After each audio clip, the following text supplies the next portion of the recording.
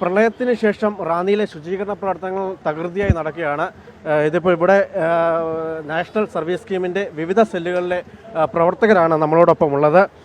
ഏത് രീതിയിലാണ് ഈ റാന്നിയിൽ ഇപ്പോൾ ഈ പ്രവർത്തനം നടക്കുന്നത്? കേരള സംസ്ഥാന നാഷണൽ സർവീസ് സ്കീമിൻ്റെ 100ഓളം വരുന്ന NSS വോളണ്ടിയർമാരാണ് വിവിധ സന്നദ്ധ പ്രവർത്തനങ്ങൾക്കായിട്ട് ഈ റാന്നിയിൽ എത്തിച്ചേർന്നിട്ടുള്ളത്.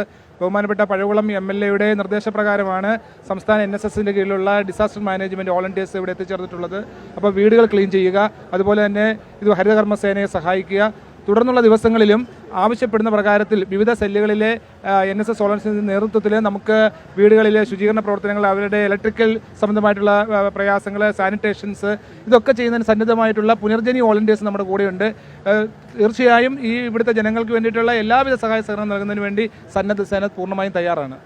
നിങ്ങളൊക്കെ എവിടെ നിന്ന് എത്തുന്നത്? കൊട്ടാരക്കര കോളേജ്. അല്ലല്ല, ഞങ്ങൾ കാതോലിക് കോളേജ് പത്തനംതിട്ട സ്ഥലത്തുനിന്നുള്ളവരുണ്ട്. അതെ ഉണ്ട് രീതിയിലാണ് നിങ്ങളുടെ ഇപ്പോൾ പ്രവർത്തനം നടക്കുന്നത്? ഞങ്ങൾ ഇവിടെ ഒന്ന് ക്ലീൻ ചെയ്യുക, ഈ സൈഡ്സ് ഒക്കെ ക്ലീൻ ചെയ്യുക, വീടുകൾ ക്ലീൻ ചെയ്യാനാണ് വന്നേ. പക്ഷെ അവിടെയൊക്കെ വെള്ളം കയറിയതുകൊണ്ട് ഇവിടെയൊക്കെ വൃത്തിയാക്കാൻ വേണ്ടി വന്നതാണ്. ഇപ്പം ഞങ്ങളെല്ലാം രാവിലെ വ്യാപാര സ്ഥാപനങ്ങളിലൊക്കെയാണ്. അതെ രാവിലെ പ്രവർത്തിക്കുക എന്നുള്ളതാണ്. ഹരിതകർമ്മ സേനയോടൊപ്പം നിന്ന് പ്രവർത്തിക്കുക. വെള്ളം കയറിയിട്ടുള്ളത് കൊണ്ട് നമുക്ക് പല വീടുകളിലേക്കും പോകാൻ പറ്റുന്നില്ല. എന്നാൽ നമ്മൾ ഏകദേശം ഒരു 15ഓളം വീടുകൾ ക്ലീൻ ചെയ്യാനായിട്ട് പോകുന്നുണ്ട്.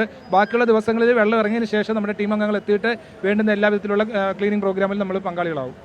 ഈ എല്ലാവിധ പിന്തുണയും ആൾക്കാർക്ക് നൽകാൻ വേണ്ടി അതെ വീടുകൾ ക്ലീൻ ചെയ്യണമല്ലോ.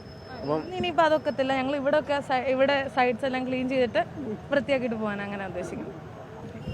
നാഷണൽ സർവീസ് സ്കീമിൻ്റെ വിവിധ യൂണിറ്റുകളിൽ നിന്നുള്ള പ്രവർത്തകരാണ് നമ്മളോടൊപ്പം ഇപ്പോൾ ഇവിടെ ചേർന്നത്. റാന്നിയിലെ വീടുകളിലും വ്യാപാര സ്ഥാപനങ്ങളിലും അടക്കം അവർ ക്ലീനിങ് പ്രവർത്തനങ്ങളിൽ മുഴുകാനാണ് പോകുന്നത്. കണ്ണൻ ദേവ്, അമൃത ന്യൂസ്, പത്തനംതിട്ട.